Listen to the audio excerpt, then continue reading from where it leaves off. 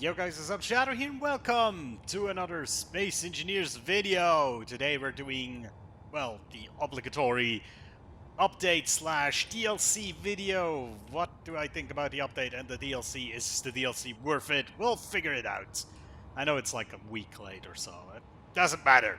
Doesn't matter. Alright, let's jump right in and talk about the update first, not the DLC. I'm just gonna go over the things that are relevant for us. Well, for me mostly, because the thing like the scripting tool and stuff like that is not something that I'm concerned with, but you know. Alright, starting off first, small hydrogen tank. Beautiful. Look at this beautiful model. It is really cool. And it is a good addition. I really love that edition because a lot of like hydrogen crafts that I have built look so freaking clunky because of this thing.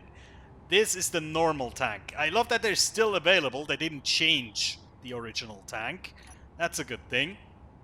Now, if you look at those things, they from the value that they can hold, this thing has a max value of 160,000 liters, at least with the options I have enabled here. This one only 7,000, so it's quite a bit smaller. However, it's a lot easier to integrate in your, crafts. Also, for like drop pods and other crafts that do not necessarily work with hydrogen, but would like to have a hydrogen storage for recharging your jetpack. That's exactly what this thing is for. It is so much better than this. And also, this goes for the big block version. You have these slick small tanks that are in function and form exactly the same as a hydrogen tank. They come with the two entrance points from below and from above, or however you want to see the orientation. Lovely. Cool addition. Absolutely lovely. Also, if we want to see the difference in value, this one holds, oh god, that's a big number. What is that? 50 million? 5 million liters? And this one, we go up here, yoink, only 350,000. So again, this is of course, I think, dependent on your world settings, but you know, so you can see the ratio. Alright, next up, full support for Gamepad. That's actually quite cool. I never would want to play this with a Gamepad, to be honest. I don't know where I would find all my buttons, but that's a different problem. They also added Triton, a new planet. We're on this planet right now, and let me just show you a little bit. Triton as a planet is basically, it's an ice planet in a way, but it's more, I would call it a snow planet. It's very rugged. It has mountains, and it has like flat surfaces where it's just like snow, basically stone snow. It's very cool in a certain way. It's barren, indeed, but I kind of like it. It's a new addition, and I'm always for new planet additions. So there we go. Gravity on the planet is 1, just as it is on normal Earth. There is a atmosphere, so you can breathe on this planet, but it's freezing cold, so you will take damage if you run out of energy here. So, I think that's the most, striking things from the update. There's a lot of things like, again, there is a visual scripting tool overhaul. Oh yeah, there's scripted weather effects. I actually don't know how I can make these show up, like, to show you guys, but there's a few different ones, and they will show up at certain points. You know, they're scripted, so, and they, as far as I know, they don't really do anything outside of the visual. But hey, it's still a cool addition. And yeah, that's pretty much all for the update. There's a lot of bug fixes, of course. some smaller changes to how certain things work, but these are the big changes right here. The planet, the weather effects, and the 3 tanks. Now, over to the Frostbite package, and of course, let's first look at the armor skin that is gonna come with this package. It is the so-called frozen armor, and it looks awesome. I really love the design. It looks so freaking cold. If you just look at it, it gives you that atmosphere of how fucking cold must it be on this planet. Now, that of course goes with color changes. Oh, hold on, but I need to get the right skin there. There we go. So you can change color on that stuff, but the white overlay of the frozen layer essentially makes this, the color, it makes it shine through, but yeah, it's kind of dominant, especially on some surfaces, like here, you can barely see the red or the color through that. But it looks quite nice, I love it. Alright, so that's the armor skin. Next up is this fantastic contraption, which is a antenna dish. It's basically an alternative skin to a normal antenna. It has the exact same functions. It has the same max range, same minimum range. Yeah, it's a functional replica, but it looks different. It looks pretty sweet. Look at that. And there's the antenna head, or however you want to call it. It is beautiful.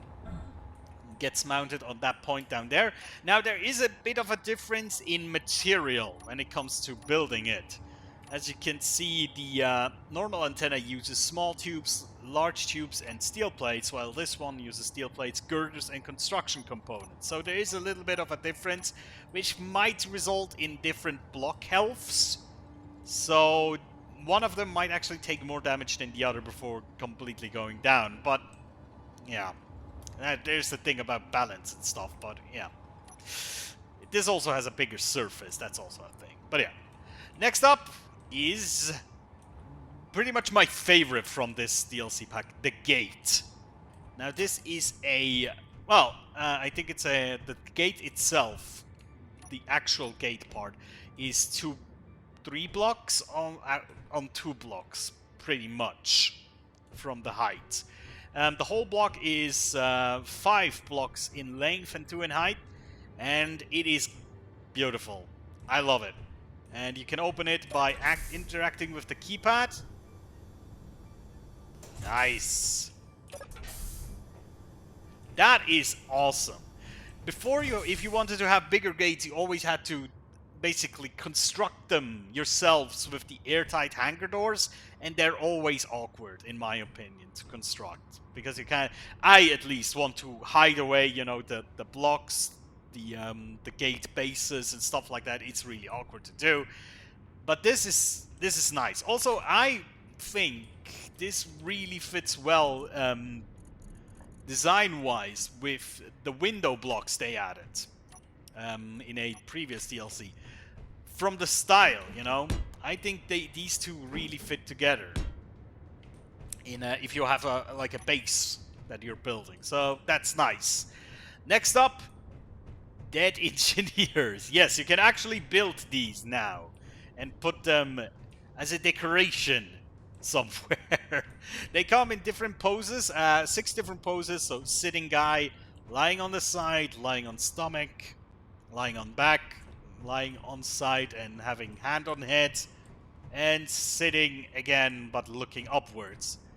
You can also see quite nicely there's like good damage model onto them, a broken helmet and stuff like that. They're kind of cool. I don't know how much I'm gonna use them, to be honest, because for scenario makers I think it's pretty cool to have these guys around, you know, the dead engineers. Just grab them right here. They're made out of 1 display, 1 radio component, 1 bulletproof glass, which is kind of funny. But yeah, I mean, you cannot really use them for much. There is storage in the back of their packs, That again leads itself very much to scenario makers. You know, you could, for example, somebody arrives on your scenario without any tools, and then you'll find a dead engineer and you can grab his tools out of his backpack. So that is a nice idea, you know? I don't know if you'll use them in your normal survival games, maybe to decorate your ship with, I don't know, but hey, be creative, right? And next up we have posters. These are posters or images that you can now select in your LCD image display if you have the DLC. There is the two different Clan Cola posters made from 100% fair trade Martian coffee beans. Then two Clan Cola posters.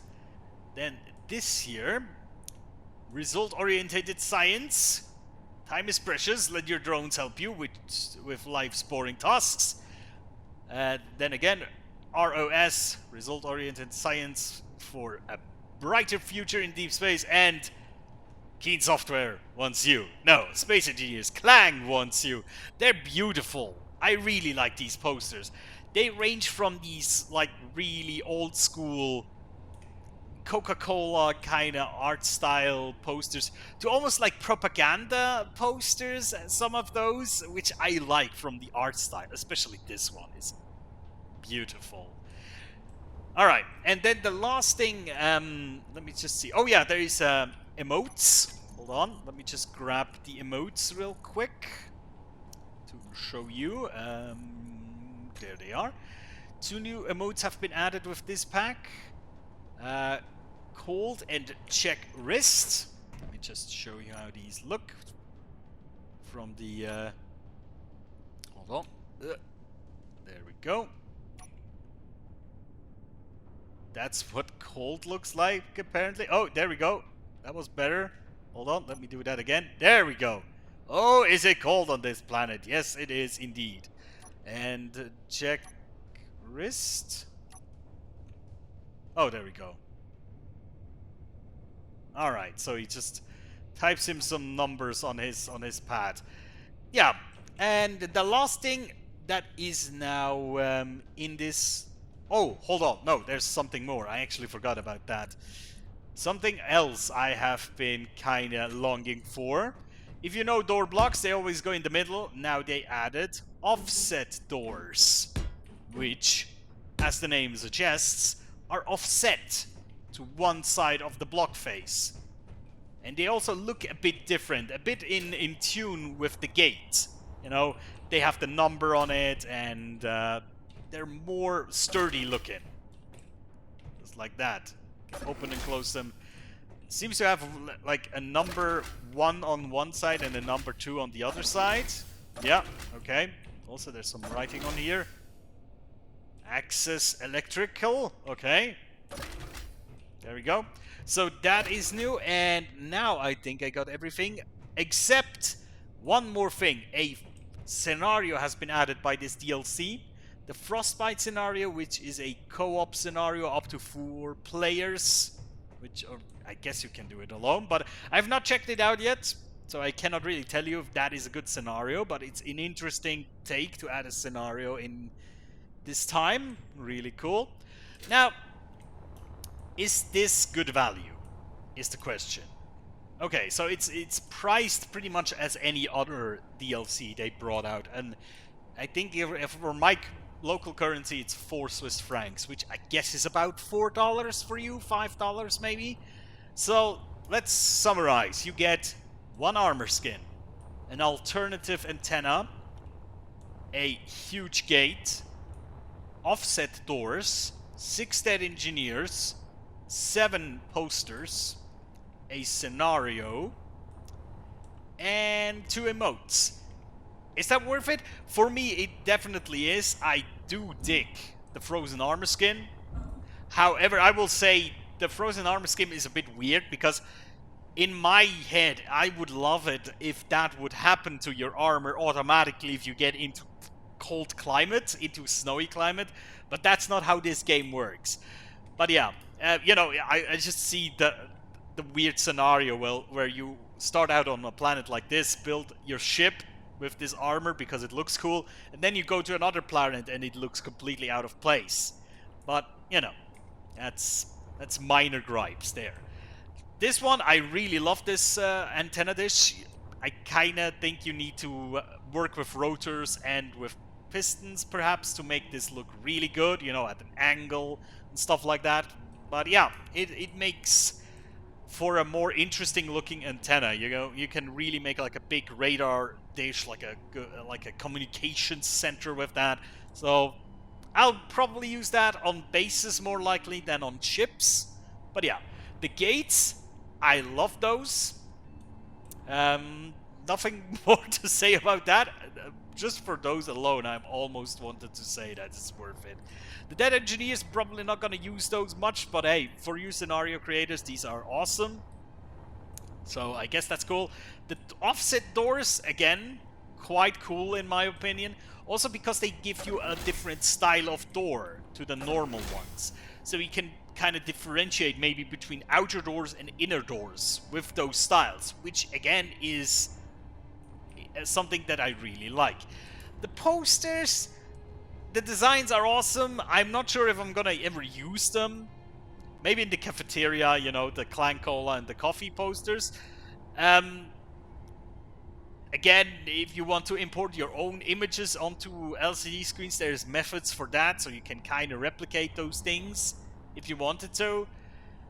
And the Frostbite Scenario, again, I needed to play that in the near future. I probably will. But overall, I think the pack is worth it. There is not really something that I have to say is problematic per se. I would have loved to see bigger doors as a normal addition to the game and not in the DLC. That's the one thing I would say I would like to see in normal game, not just DLC, because they just make things better, bigger doors, right? It makes things more grand looking. You know what I mean? It's not big enough to fit a vehicle through. Well, maybe a small one. But you know, that's like the only thing that I would say might be cool in the normal update instead of the DLC. But hey, everything else is nice little bonus content. And yeah, I love the update. I love the DLC. Not sure for my normal game I'm gonna use any of that. Maybe the big doors. But most of these things are very localized on this planet here. You know, the armor skin you're probably only gonna use on frozen planets, on bases. This you're only gonna use on bases. This probably. So in my momentary gameplay situations, probably the doors are gonna be the ones that I'm gonna use the most. But yeah, there we go. Right, so that was it for today for our little update video. I have to say, lovely. I'm looking forward to using all of this stuff, especially these things. I had a lot of like struggles with designs when it came to hydrogen tanks, let me tell you. But yeah, guys, thank you so much for watching. I'll see you next time. Take care.